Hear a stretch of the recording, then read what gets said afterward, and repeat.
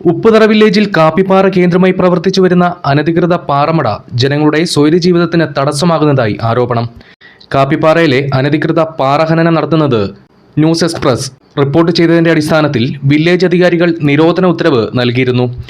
കുറച്ചു ദിവസം പാറഖനനം നിർത്തിവെച്ചുവെങ്കിലും വീണ്ടും ഖനനം പുനരാരംഭിച്ചു. ഇതിനെതിരെ ഹെഡ്ലോഡ് യൂണിയൻ പോലീസിൽ പരാതി നൽകിയിരുന്നു. പാറമടയുടെ നടത്തിപ്പുകാർ പരാതി നൽകിയവർക്കെതിരെ ഭീഷണിയും രാത്രികാലങ്ങളിൽ ഫോണിൽ ചീത്തവിളിയും നടത്തുന്നതായും ഇവർ ആരോപിക്കുന്നുണ്ട്. കാപ്പിപ്പാറ ഭാഗത്ത് അനധികൃതമായിട്ട് പൊട്ടിക്കുന്ന പാറമടയ്ക്കെതിരെ വില്ലേജിലും പോലീസിലും പരാതി കൊടുത്തിട്ടും നിരന്തരമായിട്ട് പിന്നെയും ലോഡ് കയറി പോകുന്നൊരു പ്രവണതയാണുള്ളത്. കാരണം അവിടുത്തെ യൂണിയൻകാർ ബന്ധപ്പെട്ട് അവരെ നിരന്തരമായിട്ട് കയറി വിളിക്കുകയും ബലമായിട്ട് ഓഗസ്റ്റ് 15-ന് ഓഫീസുകളെല്ലാം അവധിയായ സമയത്ത് ഉദ്യോഗസ്ഥന്മാരുടെ അനുമതിയോടെയാണെന്നറിയില്ല, എങ്കിലും കയറിപ്പോയിട്ടുണ്ട്. ഭയങ്കരമായി രാത്രി ഫോണിൽ വിളിച്ച് തെറി പറഞ്ഞ് ഭയങ്കരമായിട്ട് ശല്യം ചെയ്തുകൊണ്ടിരിക്കുകയാണ്.